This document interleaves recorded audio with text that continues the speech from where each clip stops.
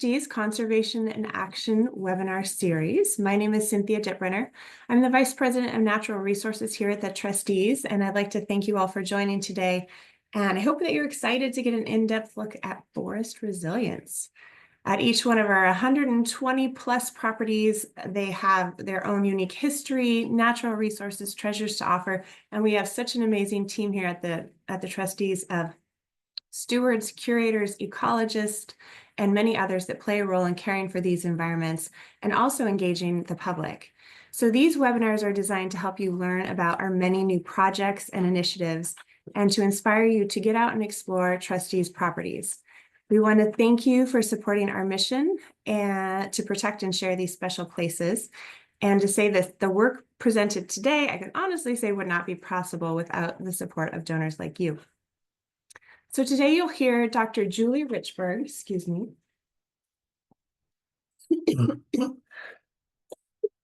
Apologize. Julie is our lead ecologist for inland habitat on our natural resources team. Sorry. She has a master's and a PhD in forest ecology from UMass Amherst.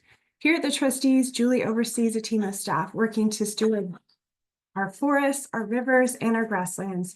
And she manages projects to improve grassland bird habitat, plant trees, remove dams, control erosion on rivers, control invasive plants, and also, as you'll hear today, increase forest resilience.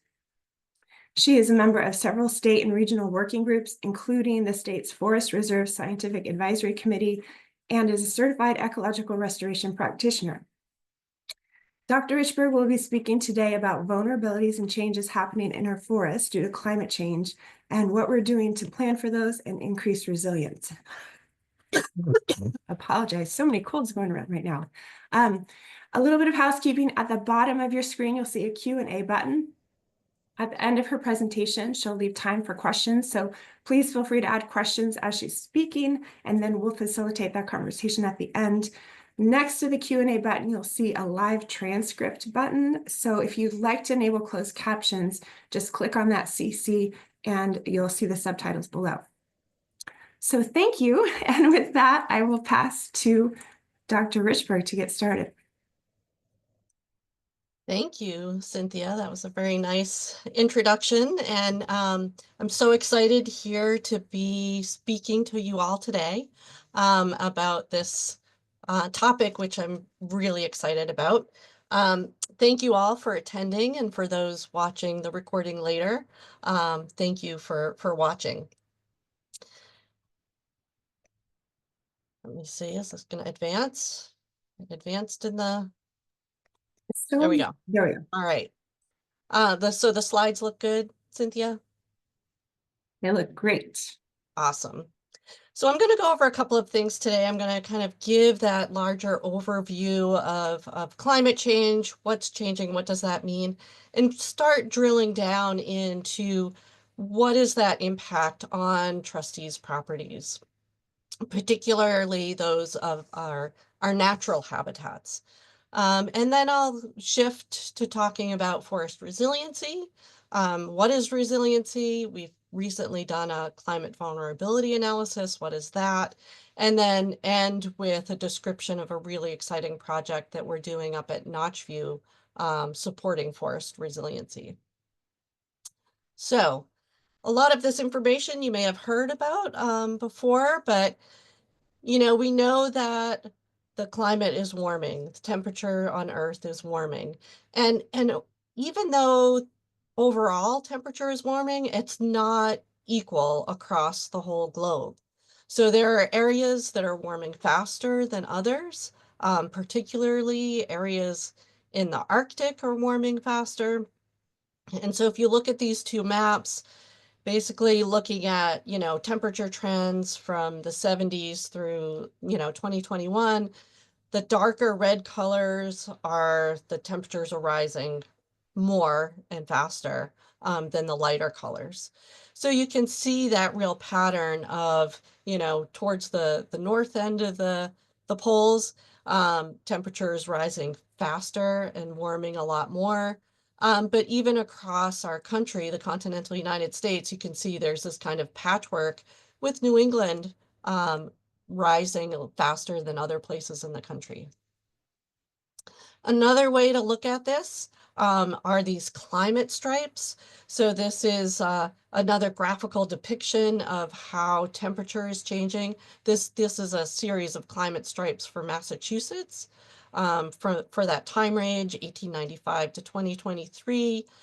And the colors, again, are showing kind of a departure of annual temperature, average annual temperature, with, of course, the colder colors being colder than the overall average of this time period, the reds and oranges being warmer, and it's really highlighting the last couple of years of Massachusetts being much warmer than the average over this time period.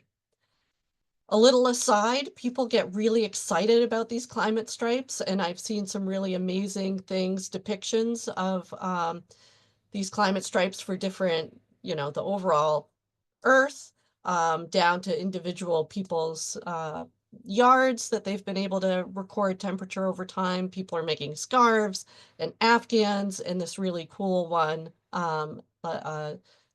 cookie cut of a tree showing how things have warmed over the tree's lifespan. So you can get really creative and work on your own climate stripes. And we also know there's changes in precipitation as well. But if we look at this chart, which is showing not just kind of that overall annual change in temperature and precipitation, but break it down by seasons. So you can see that, I've highlighted here the overall annual temperature for New England is really warming.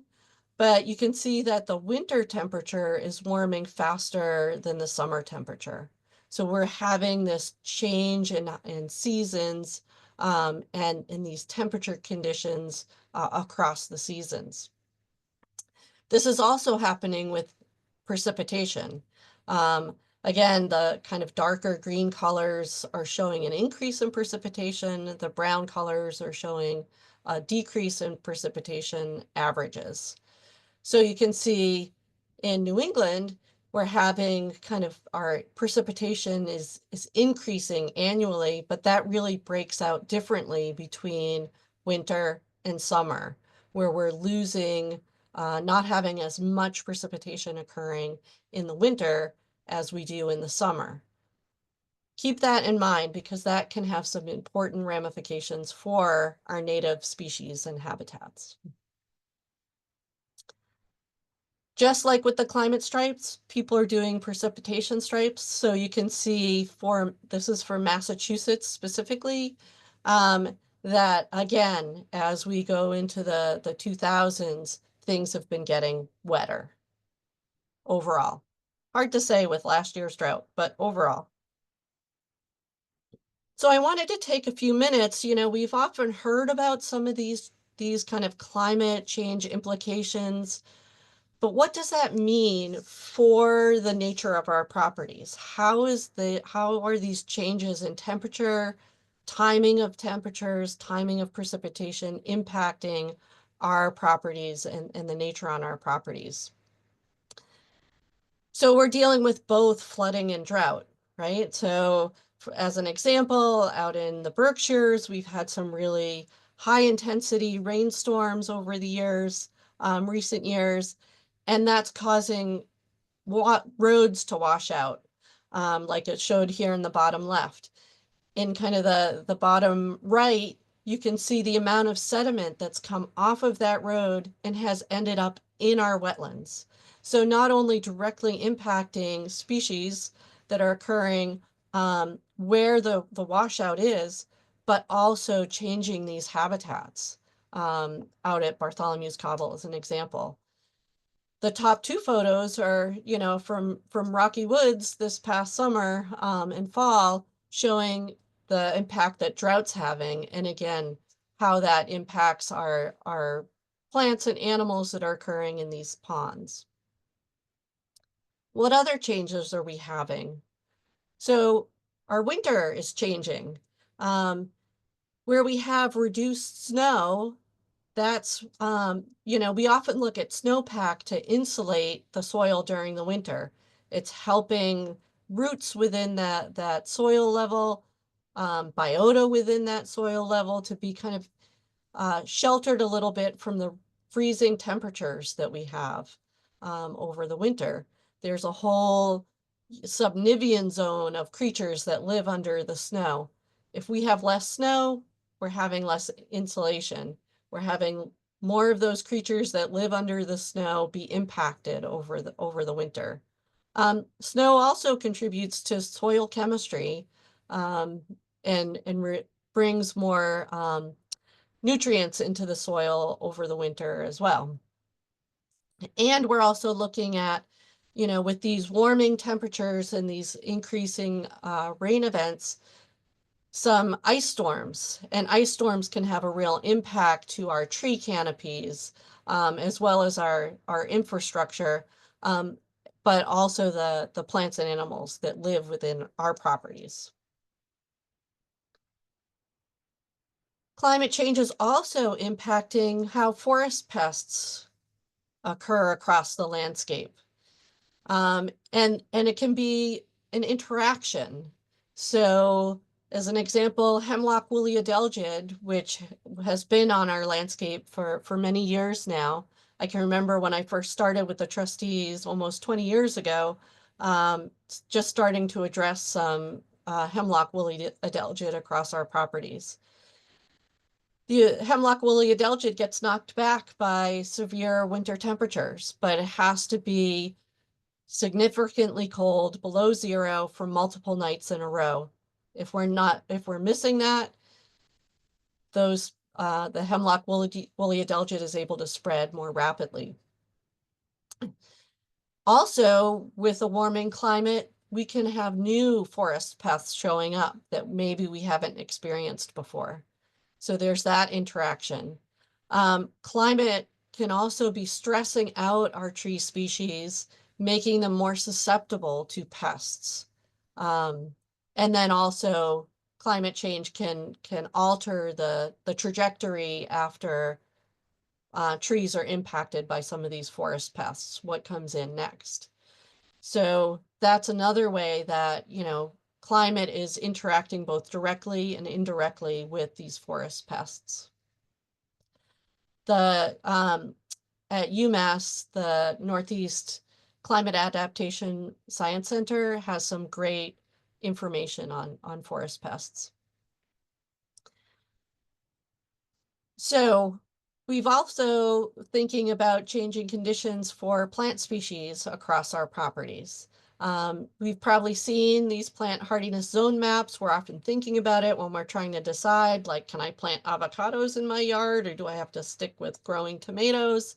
And these hardiness zones are kind of an indicator of which plants can grow in different areas. And these zones have been shifting over time. So the map on the lower left, wherever there's that brown color, that's showing that a plant zone, hardiness zone, has shifted to a warmer condition. So you can really see that throughout the entire country, and even within New England, we're having, these hardiness zones are slowly having warmer and warmer plant conditions. Keep this in mind for a little bit too. So if we're thinking about this and thinking about our native habitats and places where we have different forest types, we have oak forests. They can grow in the zone 6A, 6Bs, 7A, 7Bs. You get into the cooler zones, the 5As and the 5Bs. You're starting to look at northern hardwood forests, kind of different forest types. And as the climate is the temperatures are rising, we're seeing that these shifts are going to be impacting kind of these ecosystem types across the state. So that brings me into thinking about resiliency of our habitats for biodiversity and climate. We often hear this term resiliency kind of thrown around, and can often mean see different definitions, but this is a great definition that I like. Resilience is a measure of a habitat's adaptability to a range of stresses and reflects on the functional integrity of the ecosystem. So resilience to me is really, you can think about, there's been a lot of flu around this year. And if you're a healthy adult with no other conditions and you get the flu, you may be miserable for a while, but you're going to bounce back. And before you know it, be at work. If you're somebody who has a compromised immune system or is dealing with some other health impacts, and you get the flu, it's going to be a lot more serious. You may still be able to bounce back, but it's going to take a lot more time and management. And that's the same thing with our natural systems as well. They can get slammed with a bunch of different things: a big storm, an ice storm, a hot summer, a drought one year, and if they're healthy and have resilience, they're going to be able to bounce back. If they're heavily impacted by different stressors, and I'll get into that in the next slide, it's going to be harder for them to bounce back. So what are these stressors that our native habitats are being impacted by? This is an amazing photo of a population of hardy kiwi growing out in Berkshire County. And you can see these vines just growing all over the trees, tearing the trees down. So invasive plants are a big stressor for our native habitats. But there are other stressors as well. Fragmentation of the landscape so that species aren't able to move freely across different habitats. We were just talking about pests and invasive insects. Disturbance itself, whether it's a flood, a windstorm, an ice storm, is also a stressor.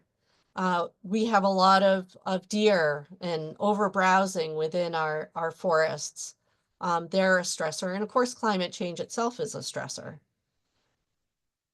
And it's really important to think about not just these stressors as kind of individual things, but the interactions between them. So climate change can be causing more flooding and these high intensity rainstorms, which are causing disturbance. That disturbance may increase pests and invasive insects, and on with these different interactions. I didn't fill out the whole chart. It would just get too much of a big spaghetti on a plate.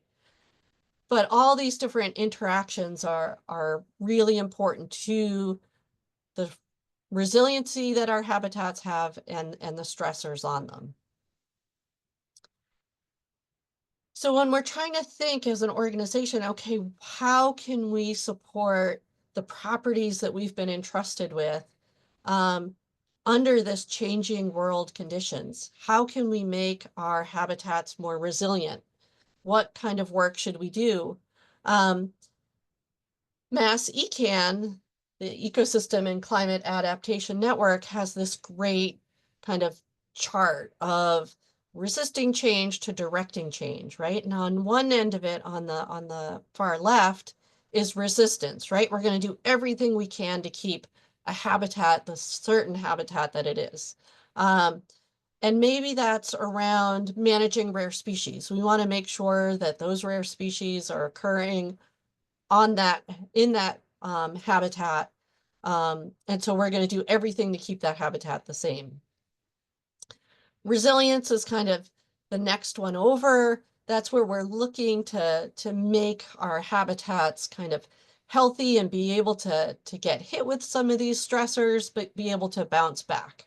So maybe that's where we're looking at making sure that our forests are diverse, so that if a forest pest hits one particular species, that there are other species in that forest that can help the forest bounce back. We can also think about transformation of these habitats, right? And there are a couple of different ways to do that. There's passive transformation, where we just try to keep the stressors to a minimum. but allow the system, kind of nature, to direct itself. And maybe this is looking at vernal pools on our landscape where areas are getting wetter and those vernal pools are getting deeper and not as vernal, but more persistent, and letting those pools change over time. And then there's on the far right, this direct change, right? So how can we actively transform these habitats to change from one habitat type to a different habitat type? So maybe that's looking at an area that's been maintained as grassland and planting it into forest. We've done this out at Bart's Cobble, where we restored a floodplain forest, but it was really transitioning that habitat that had been grassland back into floodplain forest. It can also be things like bringing species that have not been on our landscape for a long time, and planting, say, tree species that are more southern, um, anticipating that the climate is going to be warming and it's going to be more suitable for those. So there's this kind of range of activities that we can do on our properties. So as I had mentioned, a couple of actions to foster forest resiliency: conserving biodiversity, making sure that we have, you know, multiple tree species occurring in a forest, reducing fragmentation of habitats so species can move across the landscape, preventing degradation, right? Really trying to work with those stressors and trying to keep stressors out, like invasive species, increasing connectivity between habitats, and allowing for ecosystem processes. So these are some actions that we can take to foster resiliency. So let me just check the time. Okay, we're right on time. So thinking about, where should we be doing our work? What properties should we be working on? Which habitats should we be working on? We've recently worked on a climate vulnerability analysis for our inland habitats. And this is really to help us prioritize where we're going to do our work. Where can our work be most impactful? Do we focus on the areas that are the most degraded, or do we focus on the areas that are least degraded and keep them, highly resilient? And what actions would we do to increase resilience? So let me explain a little bit more about this climate vulnerability analysis that we did. We worked with a consultant, and we were able to pull a lot of information from data sources that either we had in our system or are out there publicly accessible, looking at landscape diversity. Where are the floodplains? Where are there erosion hazards? So soils that are subjected to erosion, or steep zones, steep habitats. Where is there good landscape connectivity? Where do we have rare species or cold water streams? And then we were able to kind of put all these inputs into maps, and do some analysis and come up with these, okay, priority properties, where should we be working? Priority habitats, what habitats should we be working on? And also looking at data caps, which is really important. Where do we need more information? So as an example, I just wanted to highlight Notchview Reservation. It's over 3,000 acres out in the edge of the Berkshires. It's highlighted here on this map in purple. Other protected lands are shaded in light green or dark green. So, when we're thinking about kind of a large landscape, Notchview is our largest property and acreage wise. And it's also connected to these other large protected areas, right? So if we're thinking about habitat connectivity, Notchview seems to have it going really well here. It's pretty unfragmented forest. There are roads going through it, but it's a pretty rural area of the state. So we could think about Notchview being a highly resilient forest. As we dig down into that forest, right? Notchview has forests and wetlands and grasslands. It's high elevation, so it has a lot of snow. So it's also dealing with some ice storm damage over the years. And it's primarily this spruce fir northern hardwoods forest type. But as we were seeing on that climate zone map, the plant zone map, that could be changing. So if we look at the tree species that are predominant at Notchview right now, there's, hemlock out there that's getting hit by hemlock woolly adelgid. There's balsam fir out there, fir has been declining in the state. There's ash out there, a large component of ash, which is hit by emerald ash borer right now. Beech has been getting hit with beech leaf disease, right? So even though it's this kind of diverse forest, unfragmented forest, it still has a lot of these impacts to it that are going to be impacting its resiliency over time. As I was mentioning, here's, our plant hardiness zone map showing, Notchview shows up in that light blue 5B, which is that 5B zone is slowly leaving the state. Spruce fir, northern hardwoods are not destined to do very well with climate warming.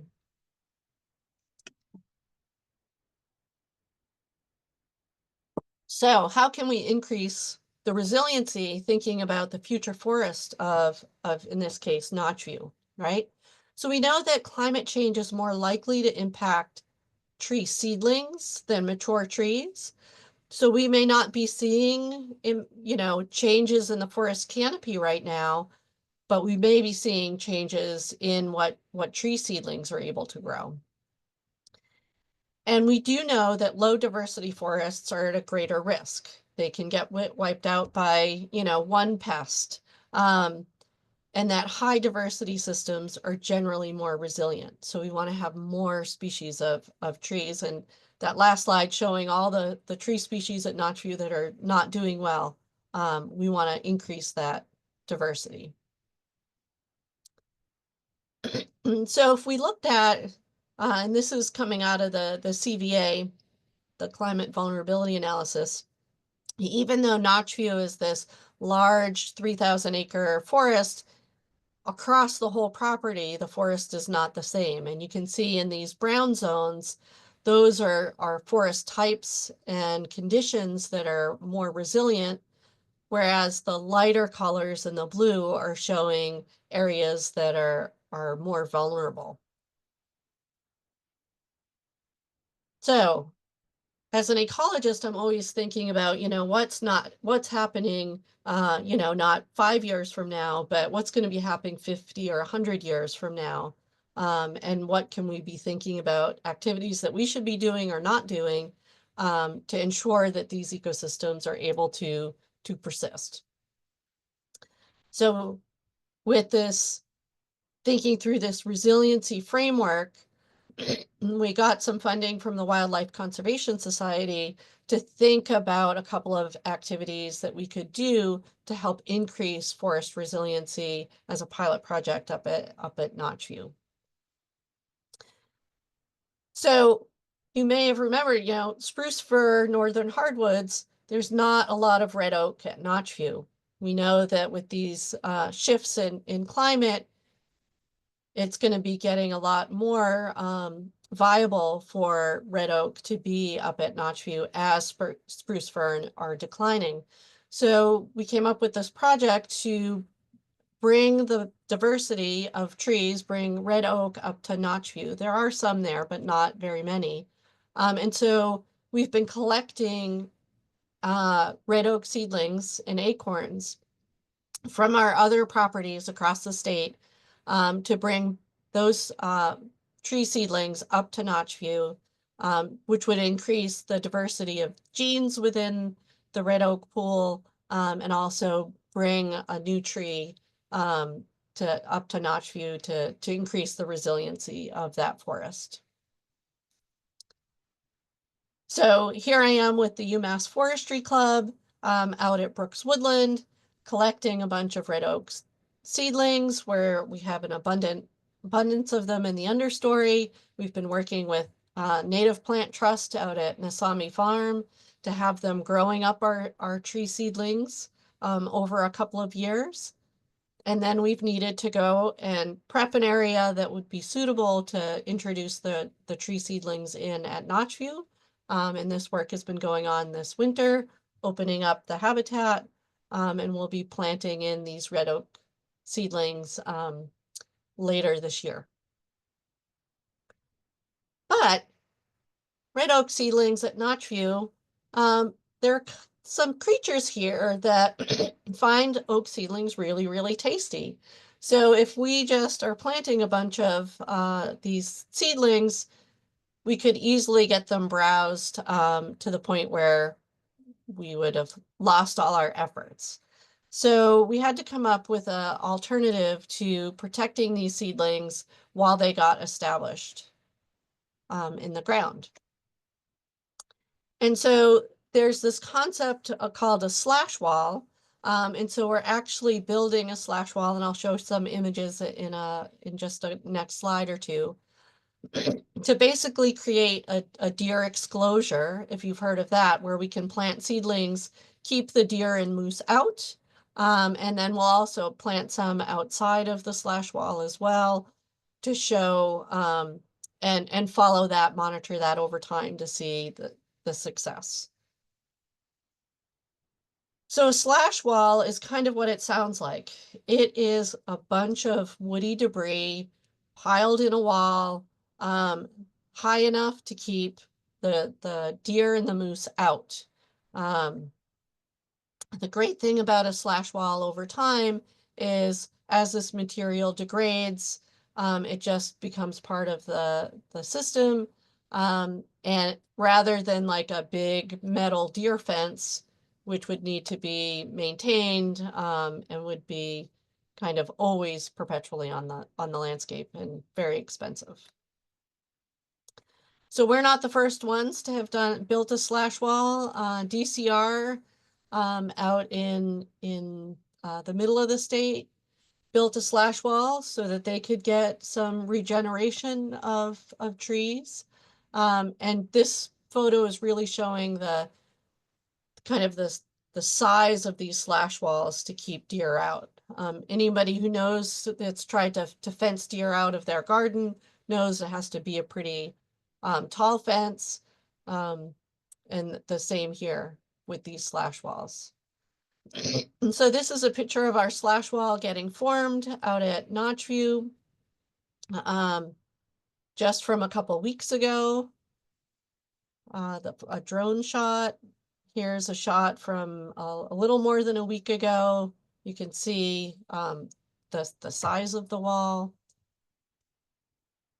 This is me standing in front of the wall a couple weeks ago. Not quite finished yet because I'm 5'6". It needs to be taller than that. And it's both tall and wide. And that's really going to help support the diversity of the Notchview forest. In this one area, we're going to be able to bring in red oak, which is projected to do better under the future climate conditions. Again, thinking about what's happening 50 or 100 years from now, how long it takes a tree to mature and grow. And with that, I'd love to answer any questions. Thank you, Julie. That was great. We do have some questions coming in. And again, for everybody who's watching, you can submit them via the Q&A button at the bottom of your screen. And so the first one, what southern tree species have you all started planting in areas of transition?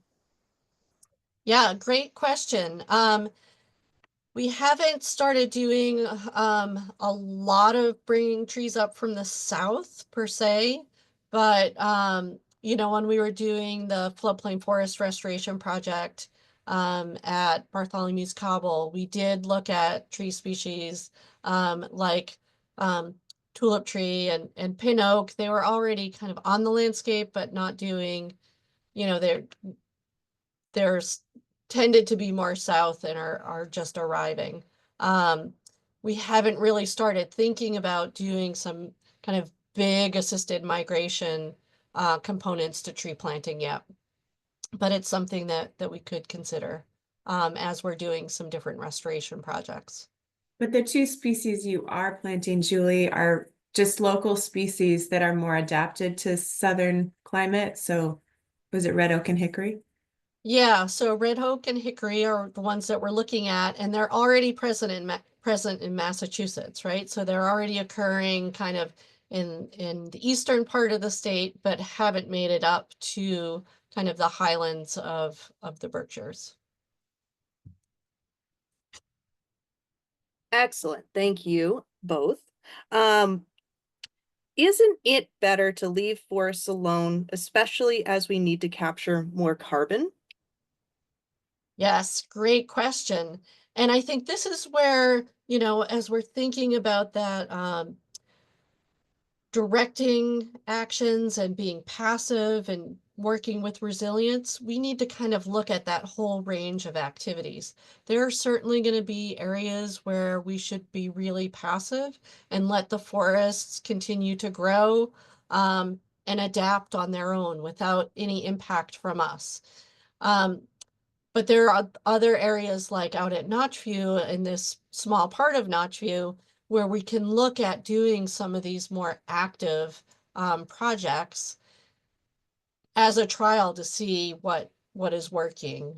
Because again, looking for 100 years from now, if we're not going to have, you know, if all the forest pests are going to kill all the trees, and we don't have anything already started as a seedling to grow up and be able to take over in that canopy position, we want to set ourselves up for that as well.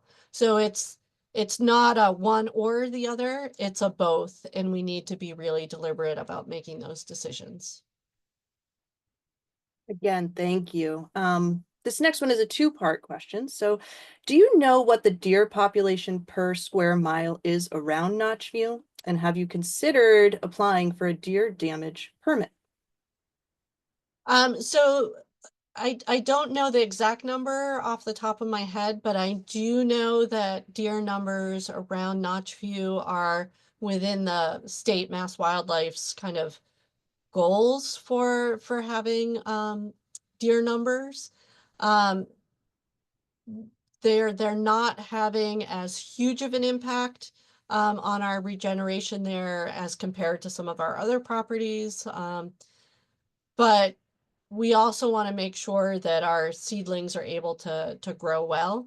And oaks are really tasty to deer. So we don't want to encourage them.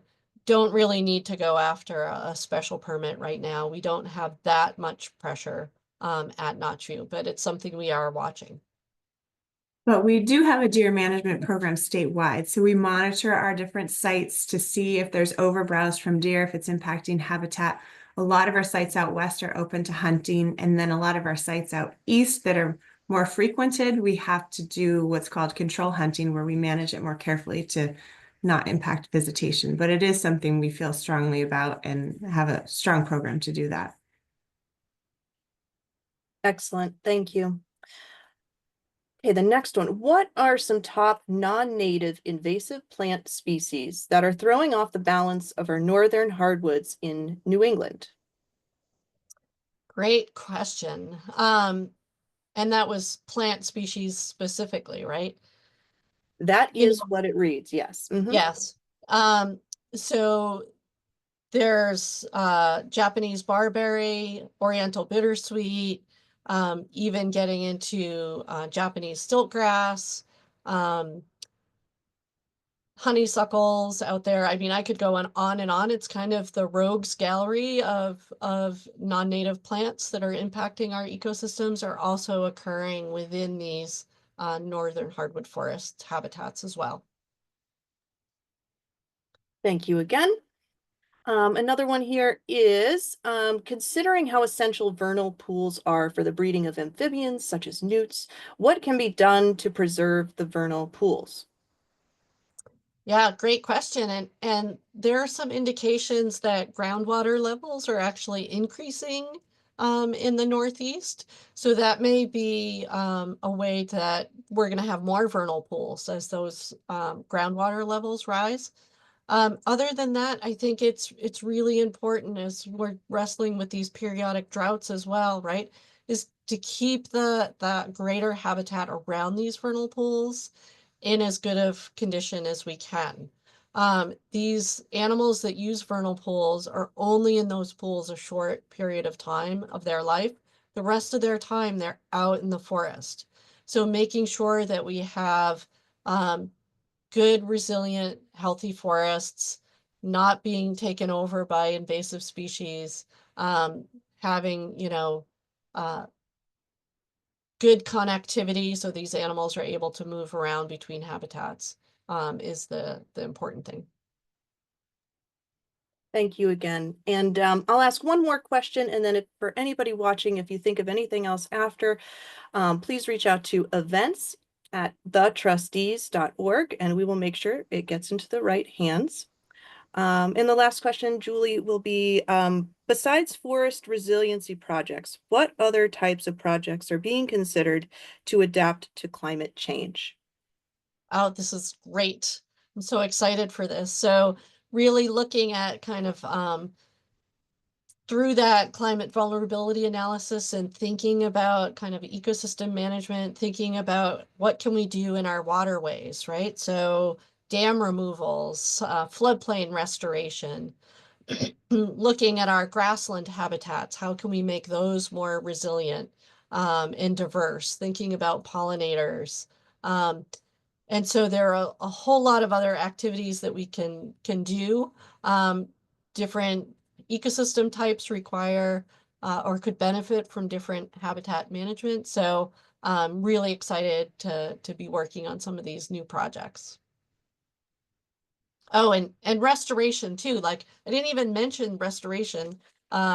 Thinking about, restoring habitats that may have been degraded in the past.